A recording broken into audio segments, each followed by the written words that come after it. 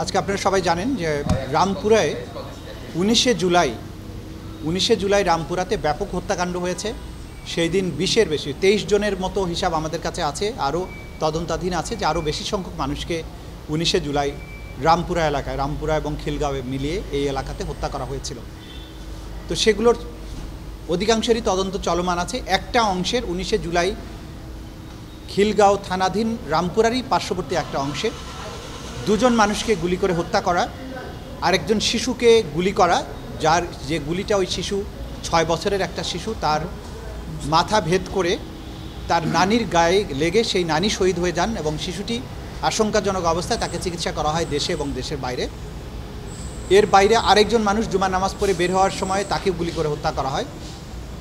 সবচাইতে আলোচিত ঘটনা ছিল আমির হোসেন নামে 18 বছরের একটা কিশোর, যে গুলি বর্ষণ থেকে বাঁচার জন্য নির্মাণাধীন একটা 3তলা ভবনের যে সেন্টারিংয়ের যে সমস্ত ম্যাটেরিয়াল ছিল সেগুলো ধরে কার্নিশে ঝুলে থেকে বাঁচার চেষ্টা করছিলেন।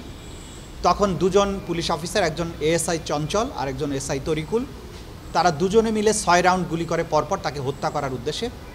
তাকে প্রথমে তারা বলে যে তুমি লাফ দাও এখান থেকে, তাকে লাফ দিতে বলা হয়েছে যাতে লাফ দিয়ে পড়ে সে মরে যায়। সে যখন সেটা করেনি তখন তাকে পরপর 6 রাউন্ড গুলি করা হয়।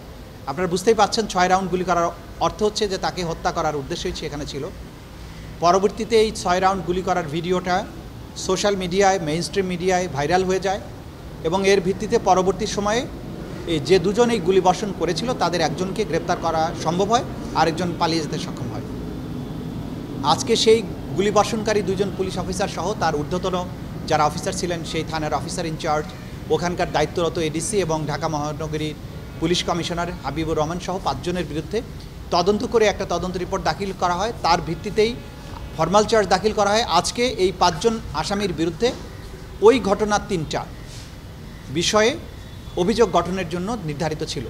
আজকে প্রসিকিউশন পক্ষ তার আর্গুমেন্ট রেখেছেন, ডিফেন্সও তার আর্গুমেন্ট করেছেন, স্টেট ডিফেন্স লয়ার করেছেন, আরেকজন যে হাজির আসামি তার আইনজীবী আংশিক তার বক্তব্য রেখেছেন এবং রোববারের দিন তাকে বাকি বক্তব্য সমাপ্ত করার জন্য সময় দেওয়া হয়েছে। আগামী মঙ্গলবার চার্জ গঠনের বিষয়ে আদালত আদেশ দেবেন। আসামিদের মূল কথা হচ্ছে, যেটা বলার তারা চেষ্টা করেছেন যে যে গুলি করেছে সেই ব্যক্তি আমি নই, অথবা তিনি আরেকটা আর্গুমেন্ট করেছেন যে আমাদের অফিসিয়াল ডকুমেন্ট সিসি, এটা থেকে দেখা যায় আমরা এই সময় রামপুরার মধ্যে একটা জায়গায় ডিউটিরত ছিলাম, ঘটনা ঘটেছে খিলগাঁও থানার মধ্যে। প্রসিকিউশনের ক্লিয়ার কেস হচ্ছে তাদের সিসি এবং অফিসিয়াল ডকুমেন্টে যা কিছুই থাকুক না কেন, তারা ওই ঘটনার সময় এক থানার পুলিশ আর এক থানার মধ্যে ঢুকে নির্মম হত্যাকাণ্ড সংগঠিত করেছে এবং সেটা করেছে সারা দেশব্যাপী যে ওয়াইড স্প্রেড এবং সিস্টেম্যাটিক পদ্ধতিতে গণহত্যাটা চলছিল তার অংশ হিসেবে তারা করেছেন। ফলে তারা কখনো তাদের নিজস্ব টেরিটোরিয়াল জুরিসডিকশনের মধ্যে থাকেননি। এটাই প্রসিকিউশনের কেস।